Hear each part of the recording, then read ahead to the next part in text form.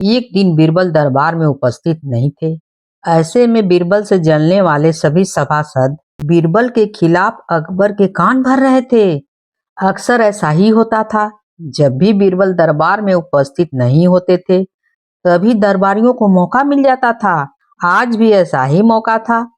बादशाह के साले मुल्ला और दो प्याजे के सह पाकर कुछ सभासदों ने कहा, जहां पना आप वास्तव में बीरबल को आवश्यकता से अधिक मान देते हैं। हम लोगों से ज्यादा आप उन्हें चाहते हैं। आपने उन्हें सिर पर चढ़ा रखा है, जबकि जो काम वे करते हैं वो तो हम भी कर सकते हैं, मगर आप हमें मौका ही नहीं देते हैं। बादशाह को बीरबल की बुराई अच्छी नहीं लग रही थी, अतः उन्होंने उन चारों की परीक्षा ली। देखो, आज बीरबल तो यहाँ है नहीं और मुझे अपने एक सवाल का जवाब चाहिए। यदि तुम लोगों ने मेरे प्रश्न का सही सही जवाब नहीं दिया तो मैं तुम चारों को फांसी पर चढ़ा दूंगा।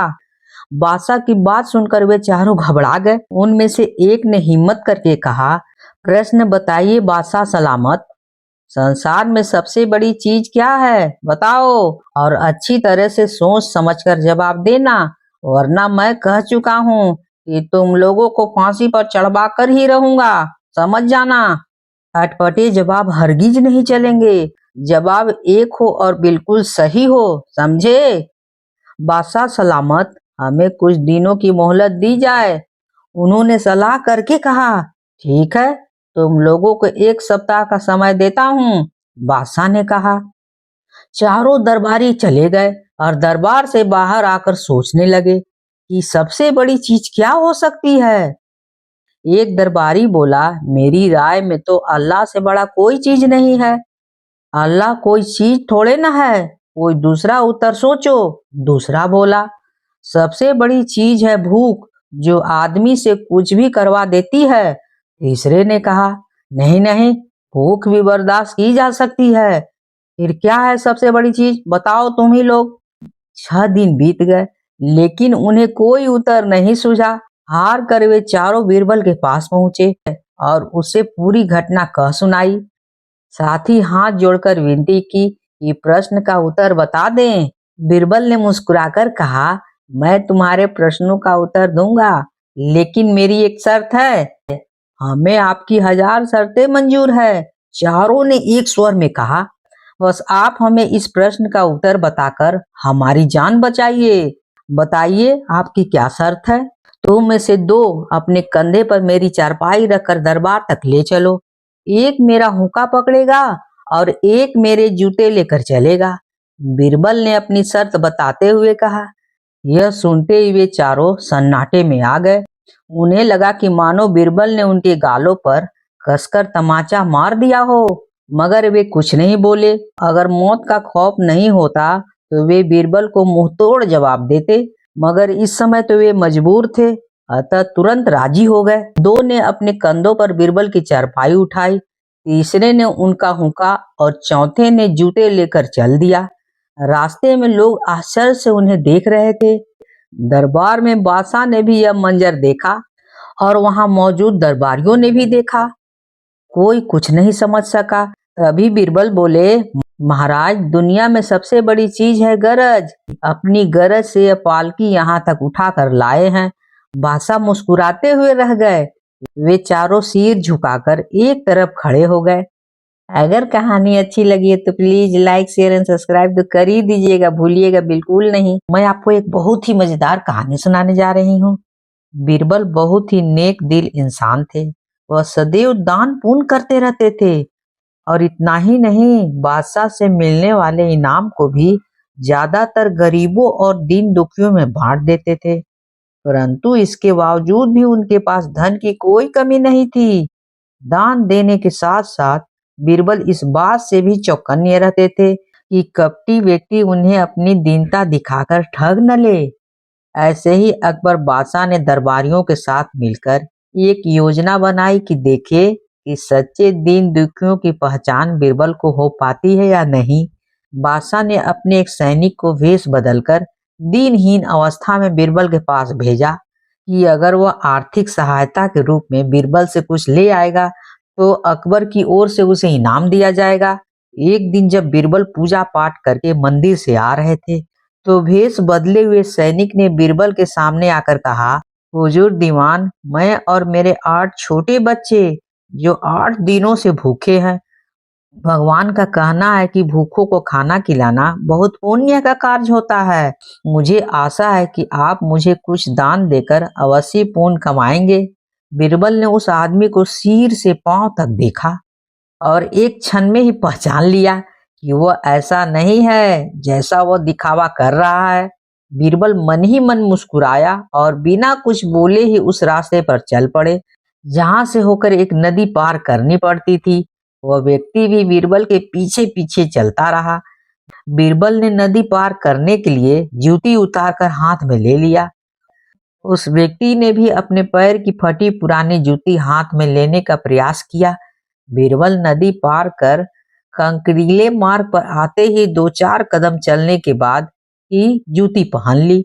बीरबल यह भी बात ध्यान दे चुके थे कि नदी पार करते समय उसका पैर धुलने के कारण वह व्यक्ति का पैर साफ सुथरा, इसलिए वह मुलायम पैरों से कंकरीले मार्ग पर नहीं चल सकता था।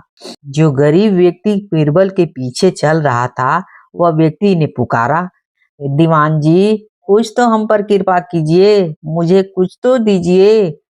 पीछे आ रहा व्यक्ति ने कहा। बीरबल बोले, जो मुझे पापी बनाए, मैं उसकी पुकार कैसे सुन सकता हूँ? क्या कहा? आप मेरी सहायता करके पापी बनेंगे? हाँ, वह इसलिए कि शास्त्रों में लिखा है कि बच्चे का जन्म होने से पहले ही भगवान उसके भोजन का प्रबंध करते हुए उसकी माँ के स्तनों में दूध भर देते हैं, उसके लिए भोजन की व्यवस्था भी कर देते हैं। यह भी कहा जाता है कि भगवान इंसान को भूखा उठाता है और भूखा सुलाता नहीं है। इन सब बातों के बाद भी तुम अपने आप को 8 दिनों से भूखा कह रहे हो? क्या बात करते हो? इन सब स्थितियों को देखते हुए यही समझना चाहिए कि भगवान तुमसे रूठे हुए हैं और वह तुम्हें और तुम्हारे परिवार को भूखा रखना चाहते हैं, लेकिन मैं उनका सेवक हूँ। अगर मैं तुम्हारा पेट भर दूं तो ईश्वर मुझ पर रूठ जाएगा। मैं ईश्वर के विरुद्ध नहीं जा सकता। ना बाबा ना, मैं तुम्हें भोजन नहीं करा सकता, क्योंकि यह सब कोई पापी ही करा सकता है। बीरबल का यह जवाब सुनकर वह चला गया। उसने इस बात को बादशाह और दरबारियों को कहा। बादशाह अकबर यह समझ गए कि बीरबल ने उसकी चालाकी पकड़ ली है।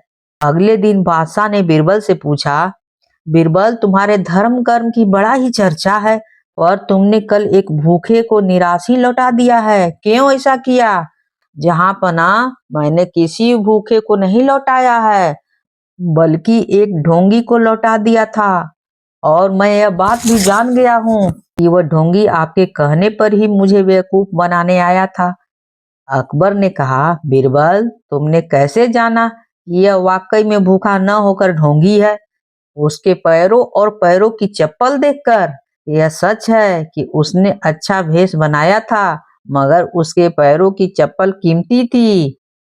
बीरबल ने आगे कहा, माना कि चप्पल उसे भीख में मिल सकती थी, पर उसके कोमल मुलायम पैर तो भीख में नहीं मिल सकते थे, इसलिए कंकड़ की गड़न सहन न कर सके।